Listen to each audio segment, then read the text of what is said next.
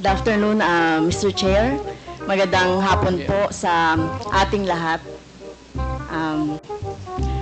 Maraming salamat at dumalo si Mr. Duterte dito sa meeting natin sa Quadcom. No? Ginagawa mo! Ilang beses po natin pinapatawag kahit doon sa Committee on Human Rights ay hindi po dumating. So, yung unang tanong ko po, Mr. Chair, ito pong war on drugs, nung panahon po ni Mr. Duterte, sa tingin po ba ng ating resource person, Mr. Chair, may na-accomplish po itong war on drugs? I had to do it because it was demanded at the time. And whether you believe it or not, whether you have the statistics different from ours, the government, it has gone a long way to protect the people, especially the children. Successful po. Successful po ba ang war on drugs ninyo, Mr. Chair? Successful, ma'am.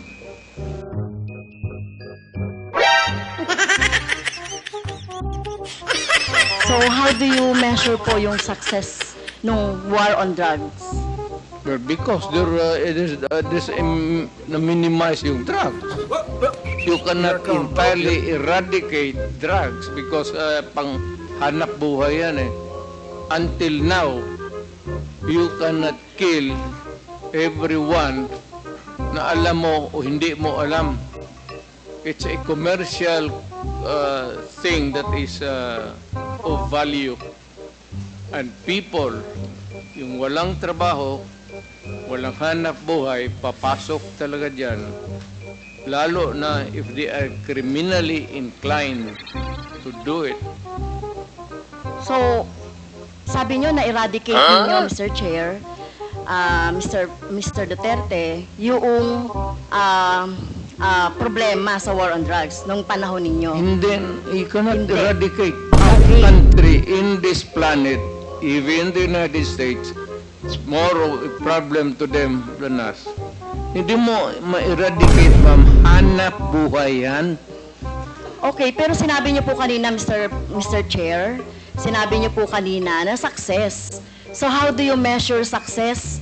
Yun po bang ipinasa ninyo sa Supreme Court na more than 20,000 na namatay sa panahon ninyo? Yung extrajudicial killings na karamihan ay mga bata. So nandito nga kanina, no, Mr. Chair, Mr. Duterte, yung mga biktima, yung mga pamilya ng mga biktima, lalong-lalo na yung mga biktima na inosente, mga bata, no? Walang kinalaman sa droga, kagaya ng mga pinisent ng mga nanay dito. So, paano nyo mame-measure yung sinasabi nyong success? Hindi nyo na-eradicate. Gumamit na kayo ng force. Pinagpapatay yung mga suspected na mga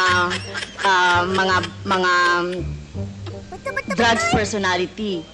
Pero, hindi pa rin na-eradicate. Sabi nyo, hindi nyo ma-eradicate yan eh, kahit na gumamit na ng patayan. So, paano nyo nasabing success yung sa panahon ninyo itong war on drugs? In the sense that it was minimized. Hindi naman that's a relative word. Pero, you know, I cannot...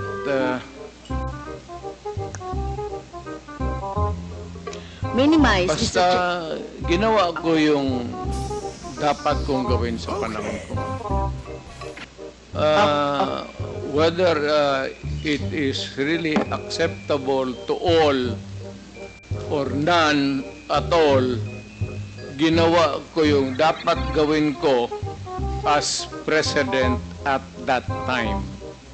Now, if you are asking for accountability, then if you can, I said, ina-admit ako naman, file the case, and I will go to jail willingly if you can prove the case, because this is a democratic country and there is a democratic process. Even for criminals and even for a president or mayor who committed a wrong in the campaign against the drug menace of this country. Okay, so sa tingin ko po, Mr. Chair, hindi kayo naging success. No? Sa dami ng napatay na biktima ng EJK, hindi yon, no? Hindi yon yung makikita natin na na-minimize na talaga yung droga. In fact, tama ba to, Mr. Chair, na wala namang mga big fish na nahuli during your time? So, pwede man magbanggit, Mr. Chair, si Mr. Duterte, na mga big fish, yung mga drug lord, mga nagmamanufacture ng droga during the time. Kasi ang nakita lang natin ay bloody, no? Dugo ng ating mga maliliit, mga mahihirap na mga mamamayan. Pwede ka bang magbanggit, Mr. Chair, si Mr. Duterte, na drug lord o malalaking smuggler ng droga na napatay or nahuli or napakulong sa panahon mo? Ma'am, magtanong ako. Mr. Chair, ako po yung nagtatanong, point of order. Hindi, teka muna. Pwede pong sasagutin na lang ng resource person. Mali yung tanong mo eh.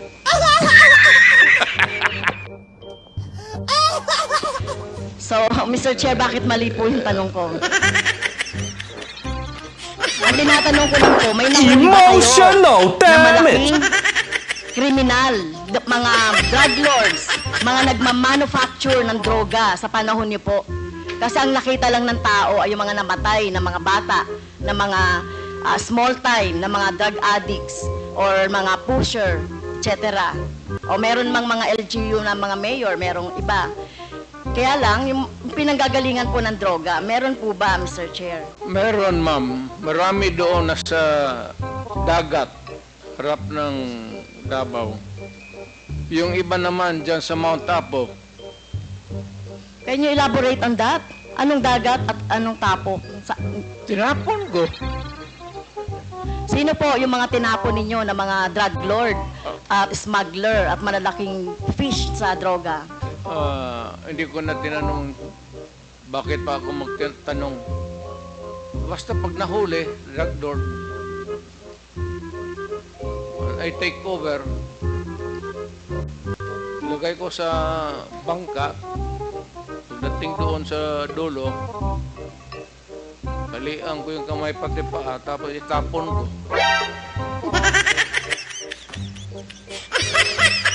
Okay. So, dapat po magbanggit kayo. At alam ko po, Mr. Chair, si Mr. Duterte ay isang lawyer. At alam ninyo yung due process. At alam nyo ba paano pahalagahan ang buhay? Whether yan po ay talamak na kriminal o wala ng pag-asa sa buhay or whatever, kung nahuli, dapat ay binigyan ng due process, ikinulo, inahawa ng cases, kinulong, at hindi agad-agad ng pinapatay na katulad ng ginagawa ninyo, Mr. Chair, ni Mr. Duterte. Ginagawa ni Mr. Duterte yung sa sinabi niya. Ma'am, ang preso kasi ma'am sa amin is only good for 40-50. Minsan umaabot na kasi ng 80-100. Overcrowded na, so yung iba, itatapon mo na lang para medyo maluwang. Well, excuse me sa mga audience, no? Siguro may kakampi dito si Mr. Duterte. Hindi po nakakatawa yon. Hindi ako nagpapatawa, ma'am. Pero hindi po kami natatawa. Mr. Chair, wag mong gawing katatawanan Hindi ang na. hearing na ito. Sinasabi ko sa iyo. Well, naging presidente ka, Mr. Chair. Correct. Pero dapat alam niyo po yung due process at pagpapahalaga sa buhay. Hindi yung ganyan. Sino bang may kasalanan? Bakit po congested ang ating mga kulungan? Diba? Bakit po sinasabi ninyo, hanap buhay ng ibang mga tao, yung droga? Diba dapat obligasyon ng pamahalaan na i-provide ng ng pagkakataon, oportunidad para sa employment ang mga tao para hindi po na ano sa droga na katulad na sinasabi ninyo, no, mga dahilan. Pero ito po, no, wag niyo pong gawing katatawanan. Kung totoo po yung sinasabi niyo, name names. Sino po yung tinapon niyo sa sa dagat? Nakita pa po ba yan ang kamag-anak niya? Ito katulad po ng mga biktima ng ating ng droga, biktima ng EJK dito. You serious? Wala man, Davao man ako assign, ma'am. Hindi po, Hindi ito man katulad dito? nito, katulad niyan. Sinabi po Mr. Chair ng ating ni Mr. Duterte na pag may nahuli siya na sangkot sa droga o malalaking fish, tinatapon niya. So ganun na po ba ka-cheap?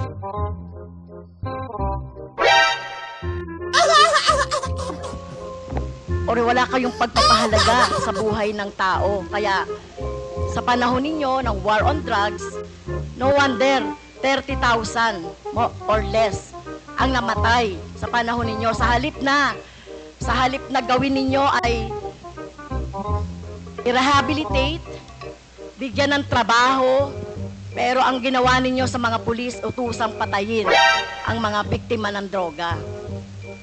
Tama po ba yun? Wala Chair? kasi akong trabaho na ibigay sa kanila, ma'am, hanggang ngayon. It remains to be a problem. What you're mounting is still the same problem that we have had for all these years. Hanggang ngayon, nandiyan pa rin yung droga. Hindi yun matatapos. Hanap buhay nga. Pero hindi po siguro katulad nyo, no? At ito ay magsisilbing lesson, Mr. Chair, kay Mr. Duterte, no? At sa mga susunod na mga mamumuno sa ating bayan. Hindi po solusyon ang pagpatay, no? Kung walang mga hanap buhay, bigyan ng hanap buhay. Pagsikapan, dito nga, di ba? Ginagawa nga natin ng buong makakaya natin para bigyan ng kahit papaano ay tulong yung ating mga mamamayan. So hindi po ito dapat patayin, no? So mukhang mali po yung line of thinking Hindi ni dapat. Pero Mr. kung Mr. talagang Duterte. if the situation calls for it, I will not hesitate. And the police should not hesitate. Especially facing a criminal who is also going to kill you. Pag hinuli mo, dapat patayin mo talaga. At ayaw ko makita na buhay yan. Kasi gamutin mo pa sa ospital, magastos pa ang gobyerno. Tapos tapon mo doon sa prisuhan, pakakainin mo pa. Tapusin mo na. That is my philosophy. And I don't believe in you, If you do not like if you do not like my ideology, fine.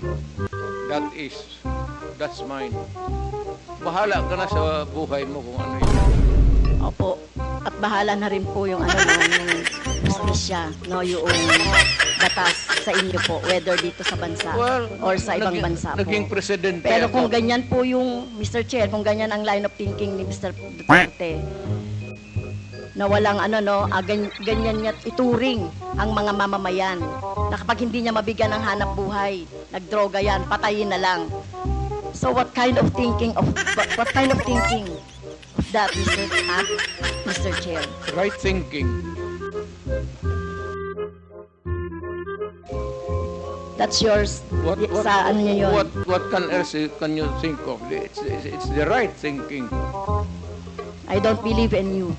Okay, next, Mr. I'm not Chair. asking you to believe in it. Okay, fine. Far from it. Fine, Mr. Chair. In same Senate hearing, Mr. Chair, Mr. Duterte said, encourage the criminals to fight. Encourage them to draw their guns. Yan ang instructions ko. And the only way na hindi kayo makulong, and to justify the killing is bigyan mo talaga ng panahon na lumaban. Okay? So, madalas po, Mr. Chair, no, nababanggit dito, self-defense ng mga pulis, yung ginagawa nilang pagbaril o pagpatay sa mga biktima ng or yung mga hinuhuli nila at pinapatay nila. So, as a lawyer, Mr. Chair, tanungin ko si Mr. Duterte, ano po ba yung elements of self-defense? When your life is placed in danger, whether as a civilian or a police, you have the right to defend. And if your life is in danger, kill the idiot in front of you, or you will die as an idiot. At yung kriminal, wala yang but have the satisfaction of doing his thing. Okay, yun po ba, as a lawyer, yun po yung inyong alam tungkol doon sa elements ng self-defense? That ibang ano ma'am, performance of duty, yung self-defense, elements of self-defense, kasali yan doon sa also at the favors ni policeman or soldier. Isa lang ang standard niyan, ma'am. Are you in danger of losing your life in front of a person, whether really criminal or your enemy? Galit mo.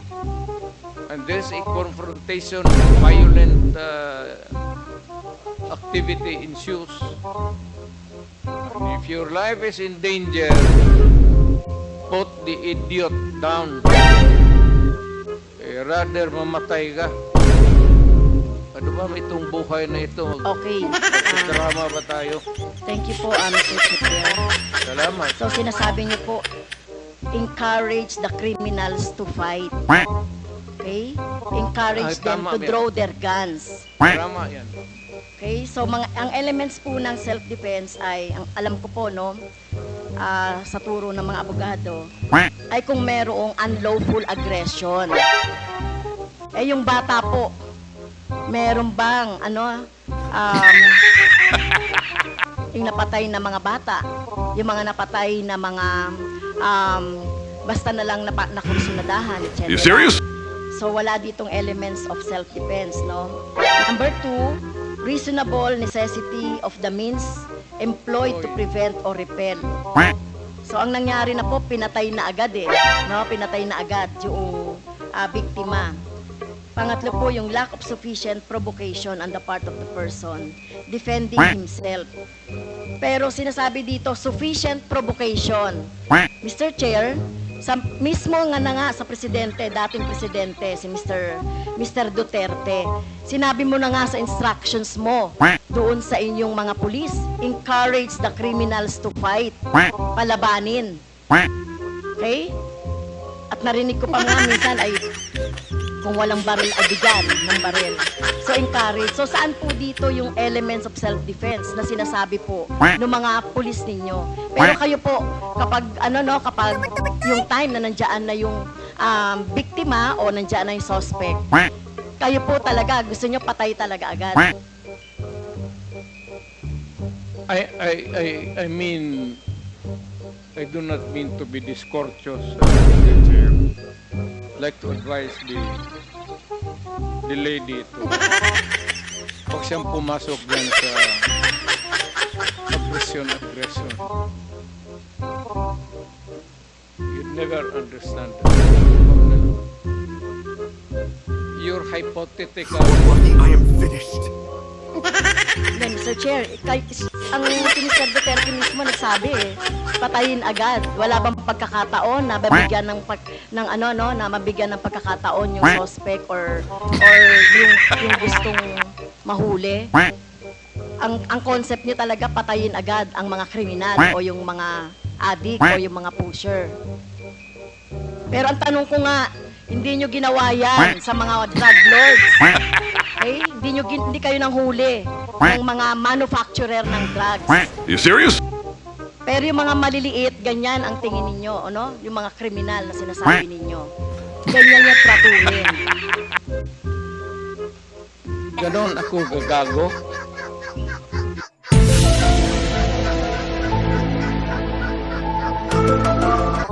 Excuse me, Tingin mo, point of order. ganon ako Point of gagago? order, Mr. Chair. Kanina sinabihan na natin na may rule na bawal gumamit ng manaswang salita o hindi magandang salita. I'm using a word. Ganon, am I that stupid? English yan. Ang Tagalog niyan is ganon ako gagago.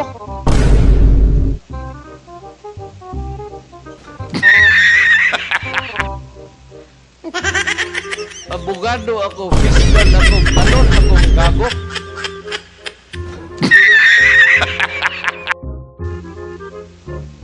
Tama kayo, Mr. Chair. Tama po si Mr. Duterte. Abogado kayo.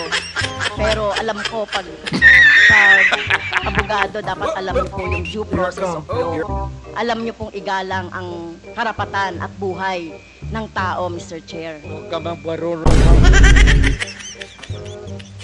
You do not know me from Adam. Basta lang na anong narinig ninyo yan. That's is Okay. You have 3 minutes Okay. left, Congresswoman Castro. Yeah, last time na po ba, Mr. Chair? You have 3 minutes Okay, left. thank you. Si Michael Yang po ay kilala na at kilala pong malapit sa inyo sa kay Mr. Duterte, Mr. Chair. At in fact, sa panahon po ni Mr. Duterte, inappoint siya as economic manager. So, dito po, Mr. Chair, nababanggit no, sa mga resource persons natin, yung papel ni Mr. Yang, Michael Yang, sa droga, no, sa kalakalan, sa droga. So, ang tanong ko po kay Mr. Duterte, Mr. Chair, gaano niyo po kilala si Mr. Yang o si Michael Yang? Michael Yang is an owner of a big department store in Davao City. Nag-irate yan, ako ang nag-cut ng ribbon sa department store niya. And every businessman, whether ang background mo hindi ang saan ka galing impyerno, if you want to have a picture with me, I will gladly oblige you. Even the criminals. Alam mo, do not confuse your just because they are Chinese and they suspect you. Michael Yang is out there. He has not been arrested. Wala namang dossier na pinapakita sa akin. Eh kung mayroon ako na ang pumatay, hindi na kailangan ang pulis. Ako na mismo ang... Kung may ebidensya po tayo na involved siya sa droga, papatayin niyo rin po sa Oo. Michael Yang. Ako. Maniwala ka. Kung may mga ebidensya po, Oo. papatayin niyo. Sasama, tawagan kita kasama. Ay, hindi po. Ayokong ayoko pong maging katulad niyo, no? At ayokong masama doon sa patayan. So, Be a witness to a murder. hindi ko po gagawin yun, Mr. Chair, no? Sumama kay Mr. Duterte para pumatay. Yan ang problema mo. Okay. So, yun nga po, no,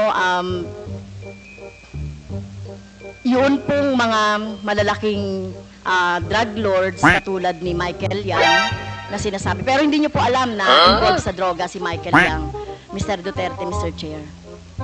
Mas marunong ako sa iyo, ma'am. Hindi talaga involved yan. Magtanong ko ng pulis ngayon. Kaya Gusto mo, nga. magsama tayo sa NICA. Tayo, sama tayo sa NBI. Ngayon na, pagkatapos dito. Kung may makasabi sa iyo, isang ahente na involved yan, yan lang ang suspitsa nila kasi pagka-incheck Yan, pag sama-sama ng... Hindi po. I beg to disagree, Mr. Chair. Tayo po nirerespeto po natin ang citizenship. Tayo po marami pong mga... hindi po tayo against sa mga in-check. No, Hindi that po is tayo a against characterization. sa mga sinasabi nating Chinese. Lalo na kung Chinese Filipino yan na wala namang ginagawang krimen dito sa ating bansa. Kaya ang tinutukoy lang po natin yung mga involved sa krimen ng mga nababanggit po dito sa ating hearing ng Quadcom. So, sana po, kung panahonin niyo po, dapat ang ikinulong at kung yung pinapatay instead ng mga mahihirap ay yung mga drug lords. Kaso wala kayong nahuling drug lords sa panahon ninyo. Si Michael Kaya- yung nandito pa. Hindi pa hinuli. At bakit siya hindi nahuli? Ano ginagawa na itong magkagong pulis pati? Alam niyo po ba kung nasaan si Michael Yang? Nasa Davao. Dito na sa Davao. May malaking tindahan yan. Negosyante yan.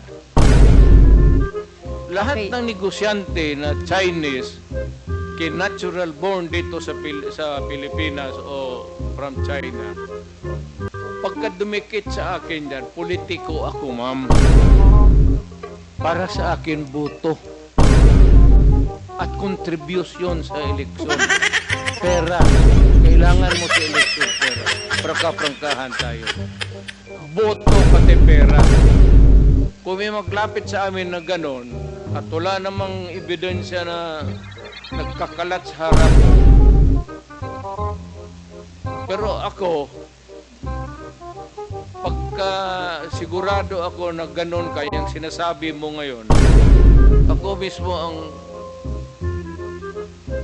gugurgur taon eh. Okay.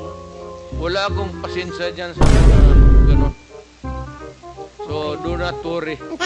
Last question. Last I question. love my Last country question na po, more Mr. than Chair. anybody else in this room. Dahil hindi po ako nasatisfy doon sa sagot ni Mr. Duterte, kaugnay doon sa, kasi gusto nating maturuan ng ating tao about doon sa laging inaargumento na lang self-defense, or whatever, o yung pag-encourage ng mga criminals to fight. So, pwede bang matanong si Ma'am, Attorney I am Neri? not here to satisfy you. Attorney Neri,